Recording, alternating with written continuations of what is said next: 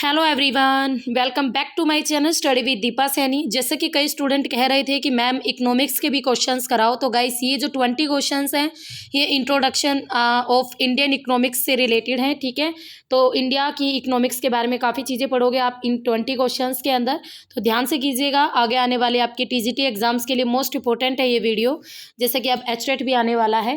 ठीक है, तो चलिए शुरू करते हैं। भारतीय अर्थव्यवस्था कैसी है? ऑप्शन है पूंजीवादी, साम्यवादी, स्वतंत्र और अर्थव्यवस्था या मिश्रित अर्थव्यवस्था। तो गाइस इसका राइट आंसर रहेगा मिश्रित अर्थव्यवस्था। जो भारतीय अर्थव्यवस्था है किस प्रकार की है? मिश्रित अर्थव्यवस्था है। मिश्रित अर्थव्यवस्था को अभी आप आगे समझोगे। क्वेश्चन नंबर 2 इसी से ही रिलेटेड है। क्वेश्चन नंबर 2, मिश्रित अर्थव्यवस्था से क्या अभिप्राय है? अर्थव्यवस्था में कृषि और उद्योग दोनों को बढ़ावा देना, सरकारी और निजी क्षेत्र का सह अस्तित्व, अमीर और गरीब का सह अस्तित्व, छोटे और बड़े उद्योगों का सह अस्तित्व। तो राइट आंसर रहेगा गाइस ऑप्शन नंबर बी। इसमें सरकारी जितने भी गवर्नमेंट सेक्टर हैं और जितने भी प्राइवेट सेक्टर हैं दोनों का ही सह अस्तित्व होता है। यू नो डैट, आप जानते हो, आप इंडिया में रहते हो, आपको पता है यहाँ पर गवर्नमेंट सेक्टर भी है और प्राइवेट सेक्टर भी है। ठीक है, जैसे प्राइवेट सेक्टर जैसे फॉर एग्जाम्पल आपकी अकेडमीज, गवर्नमेंट सेक्टर जैसे कॉलेजेस जो गवर्नमेंट के अंडर में आते हैं वो वाले कॉलेज, और प्राइवेट कॉलेज भी होते हैं जो प्राइवेट तौर पर किसी संस्था के द्वारा चलाए जाते हैं। तो इस तरीके से हमारे भारत में मिश्रित अर्थव्यवस्था यानी मिक्स्ड इकोनॉमी है। यहाँ पर गवर्नमेंट भी आते हैं और प्राइवेट भी आता है। नेक्स्ट आता है आर्थिक विकास की दृष्टिकोण से भारत की गिनती होती है। तो आर्थिक विकास के दृष्टिकोण से भारत की किन देशों में गिनती होती है? पिछड़े राष्ट्र के रूप में, विकसित राष्ट्र के रूप में, विकासशील राष्ट्र के रूप में या अर्ध विकसित राष्ट्र के रूप में?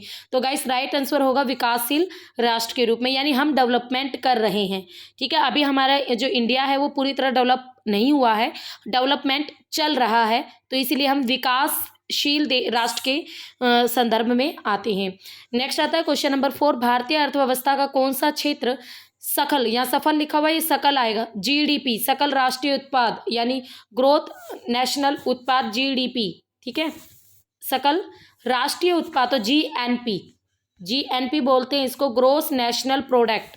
ठीक है, तो सकल राष्ट्रीय उत्पाद में सबसे अधिक योगदान किस सेक्टर का है? प्राथमिक क्षेत्र, द्वितीयक क्षेत्र, तृतीयक क्षेत्र या सार्वजनिक क्षेत्र? तो राइट आंसर रहेगा तृतीयक क्षेत्र।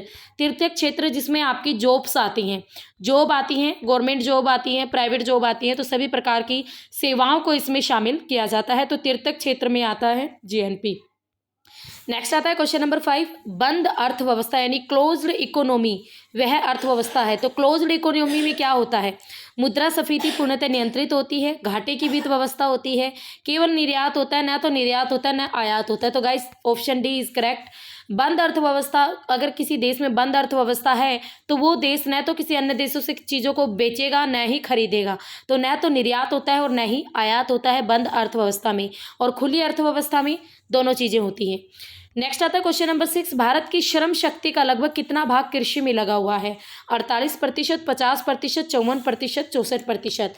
तो गाइस पहले बोलते थे कि हम 60% से अधिक जनसंख्या हमारी कृषि कार्य में लगी हुई है, बट अब है 54, तो 54% जनसंख्या हमारी कृषि कार्यों में लगी हुई है।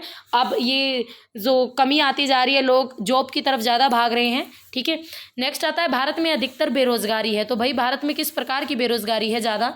तकनीक, चक्रीय, घर्षणात्मक, संरचनात्मक। तो राइट आंसर रहेगा संरचनात्मक। ठीक है, भारत में जो अधिकतर जो एम्प्लॉयमेंट, जो बेरोजगारी देखी जाती है वो संरचनात्मक प्रकार की होती है। नेक्स्ट आता है भारत में बेरोजगारी के जो आंकड़े हैं वो कौन एकत्रित और प्रकाशित करते हैं? गाइस एग्जाम में बार बार ये क्वेश्चन रिपीटेड होता है, मोस्ट इंपॉर्टेंट क्वेश्चन है ये।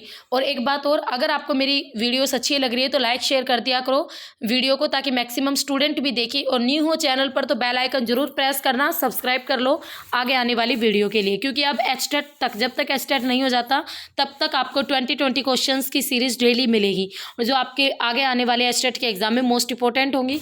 एचटेट के अलावा अब आपका देखो ग्राम सचिव का, पटवारी का, कैनाल पटवारी का, और जनवरी में आपकी पोस्टेज निकलेंगी पीजीटी और टीजीटी लेवल पर। आपका अगर ये कंप्लीट क्लियर हो जाएगा एचटेट, टीजीटी, पीजीटी, तो उसके बाद आपकी जनवरी में पोस्ट निकलनी है, तो उसके लिए स्क्रीनिंग के लिए भी ये बेस्ट रहेगा। ठीक है, तो भारत में बेरोजगारी के आंकड़े कौन इकट्ठे और प्रकाशित करता है? तो गाइस इसका राइट आंसर रहेगा एनएसएसओ, एनएसएसओ। ठीक है, NSSO, national sample static organisation, national sample static organisation. तो बेरोजगारी के आंकड़े NSSO के द्वारा प्रकाशित किए जाते हैं। नेक्स्ट आता है क्वेश्चन नंबर 9, भारत में बेरोजगारी की किस्म पाई जाती है? ग्रामीण अल्प बेरोजगार, चक्रीय बेरोजगार, संरचनात्मक बेरोजगार या फिर ये सभी? तो गाइस ये सभी ही बेरोजगारी इंडिया में देखी जाती है, ग्रामीण वाली भी, चक्रीय भी यानी कुछ कुछ टाइम बाद, और संरचनात्मक भी। नेक्स्ट आता है क्वेश्चन नंबर 10, कृषि में मूलतः किस प्रकार की बेरोजगारी की प्रधानता देखी जाती है? संरचनात्मक बेरोजगारी, खुली बेरोजगारी, अदृश्य बेरोजगारी या घर्षणात्मक बेरोजगारी? तो एग्रीकल्चर में अगर हम बात करें ना तो अदृश्य बेरोजगारी देखी जाती है। ये इस प्रकार की बेरोजगारी होती है जिसमें कुछ टाइम पीरियड के लिए किसान खाली भी रहता है, उसके पास काम भी नहीं होता और किसी को दिखती भी नहीं है उस टाइप की बेरोजगारी। तो अदृश्य बेरोजगारी होती है यानी ना दिखने वाली। नेक्स्ट आता है क्वेश्चन नंबर 11, कृषि में बेरोजगारी का स्वरूप देखने को मिलता है? संरचनात्मक बेरोजगारी, मौसमी बेरोजगारी, घर्षणात्मक बेरोजगारी या इनमें से सभी? तो वैसे तो अगर हम बात करें ना तो एग्रीकल्चर में ये सारी ही बेरोजगारी देखने को मिलती है। एक मौसम के अनुसार यानी जैसे ज़्यादा गर्मी है तब किसान के पास कोई काम नहीं है, घर्षणात्मक यानी घिस घिस के बस ऐसे ही, और संरचनात्मक तो ये सारी की सारी बेरोजगारी एग्रीकल्चर में देखने को मिलती है। नेक्स्ट आता है क्वेश्चन नंबर 12, प्रच्छन्न बेरोजगारी का अर्थ है? क्या होती है प्रच्छन्न बेरोजगारी? काम करने के इच्छुक होना पर काम न मिलना, पूरे वर्ष प्रत्येक दिन काम न मिलना, विशाल श्रमिक शक्ति को नियोजित करने के लिए पूंजी का अपर्याप्त होना, आवश्यकता से अधिक लोगों का कार्यरत होना। तो राइट आंसर रहेगा ऑप्शन नंबर डी, प्रच्छन्न बेरोजगारी होती है गाइस आवश्यकता से अधिक, यानी किसी एरिया में 10 लोगों की जरूरत है काम करने के लिए और वहाँ पर ये लगा लो 20 लोग हैं उस काम को करने के लिए, तो इस प्रकार की बेरोजगारी को कहते हैं प्रच्छन्न बेरोजगारी। नेक्स्ट आता है क्वेश्चन नंबर 13, भारत में ग्रामीण क्षेत्रों में कौन सी बेरोजगारी सर्वाधिक पाई जाती है? मौसमी बेरोजगारी, अदृश्य बेरोजगारी? सी उपयुक्त दोनों या इनमें से कोई नहीं? तो गाँव में गाइस आपकी मौसमी यानी गांव के लोग ज़्यादातर एग्रीकल्चर करते हैं, खेती बाड़ी करते हैं, तो वहाँ पर ज़्यादातर मौसमी बेरोजगारी और अदृश्य बेरोजगारी दोनों की दोनों एग्रीकल्चर में ज़्यादा देखने को मिलती है। तो राइट ऑप्शन रहेगा ऑप्शन नंबर सी। नेक्स्ट आता है क्वेश्चन नंबर 14, वर्तमान समय में देश में किस प्रकार की बेरोजगारी की समस्या बहुत गंभीर बनी हुई है?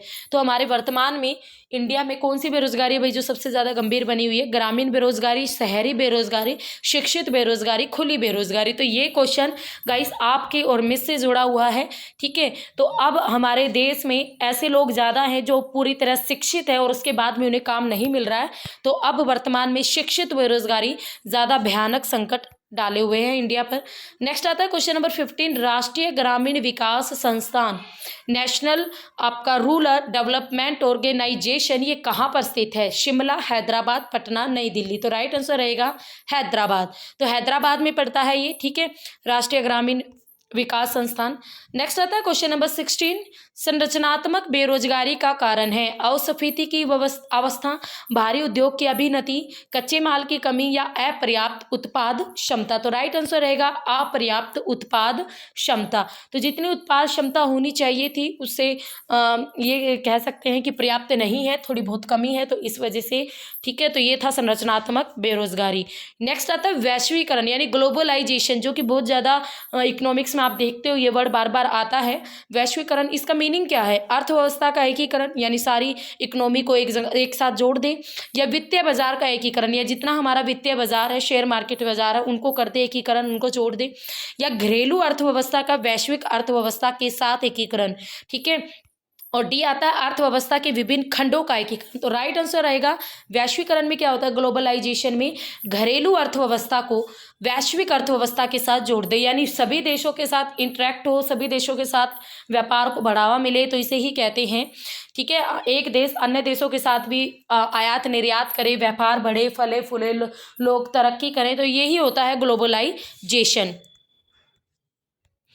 नेक्स्ट आता है क्वेश्चन नंबर 18, नीति आयोग गरीबी रेखा का निर्धारण पोषण आवश्यकताओं के आधार पर निर्धारित करता है। इसके अनुसार जो ग्रामीण क्षेत्रों में, गांव के क्षेत्रों में 2400 कैलोरी प्रतिदिन से कम प्राप्त करने वालों को गरीबी रेखा के नीचे माना जाता है। यानी एक व्यक्ति जो एक दिन में 2400 कैलोरी से कम प्राप्त कर रहा है तो उसे गरीबी रेखा से नीचे माना जाता है। तो नगरीय क्षेत्रों के लिए ये जो कैलोरी है ये कितनी है, कितनी अंतर्ग्रहण है? 2000 कैलोरी, 2100 कैलोरी, 2300 कैलोरी और 2500 कैलोरी। तो राइट आंसर रहेगा गाइस 2100 कैलोरी। तो ग्रामीण क्षेत्रों के लिए 2400 है और नगरीय क्षेत्रों के लिए 2100 कैलोरी है।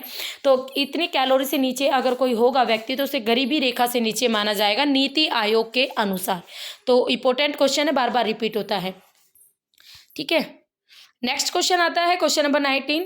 नीति आयोग किसके सर्वेक्षणों के आधार पर निर्धनता रेखा से नीचे के लोगों का आकलन करता है? तो यानी नीति आयोग को किससे पता चलता है कि इतने लोग निर्धनता रेखा से नीचे हैं? तो किसके सर्वेक्षण यानी किसका सर्वे उठाता है? तो राष्ट्रीय नमूना सर्वेक्षण संगठन। तो पहला ही ऑप्शन करेक्ट है, यही आपका राष्ट्रीय नमूना सर्वेक्षण संगठन यानी नेशनल सैंपल सर्वे ऑर्गेनाइजेशन, ठीक है। तो यही है ये NSSO। नेक्स्ट आता है क्वेश्चन नंबर 20 और आज की वीडियो का हमारा लास्ट क्वेश्चन। वीडियो अच्छी लगी हो तो लाइक शेयर मत भूलना प्लीज़ कर। मैक्सिमम व्यूज़ नहीं आते ना तो मेरा वीडियो बनाने का मन भी नहीं करता। और कैसे स्टूडेंट हो आप मेरी वीडियोस को शेयर भी नहीं करते। कम से कम आप 5 बंदे को शेयर करोगे, आगे चल के वो 1-2 को शेयर करेगा, तभी तो पब्लिसिटी होएगी ना। ऐसे तो होएगी नहीं, ऐसे तो मैं मेहनत करती रहूँ, उसका फल तो मुझे कुछ मिलता नहीं है ना, फिर मन भी नहीं करता कुछ करने का। राज्य और राष्ट्रीय स्तर पर गरीबी का अनुमान लगाने की जो नीति आयोग किसके सूत्र का प्रयोग करता है? डाडेकर एवं रथ, BS मिन्हास, DT लाकड़ा वाला या PK वर्धन। तो राइट आंसर रहेगा DT लाकड़ा वाला। तो DT लाकड़ा वाला के सूत्र का यूज किया जाता है गरीबी का अनुमान लगाने के लिए नीति आयोग के द्वारा। तो ये थे 20 क्वेश्चंस अच्छे लगे कमेंट कीजिएगा कैसे लगे। अगर कमेंट करके नहीं बताओगे तो इकोनॉमिक्स के आगे वीडियो नहीं बनाऊंगी, ठीक है। तो मुझे कमेंट करना और वीडियो को मैक्सिमम लाइक शेयर करना गाइस, ताकि मुझे अच्छा रिस्पॉन्स मिले। फिर मिलेंगे, तब तक के लिए have a nice day. Okay, bye bye.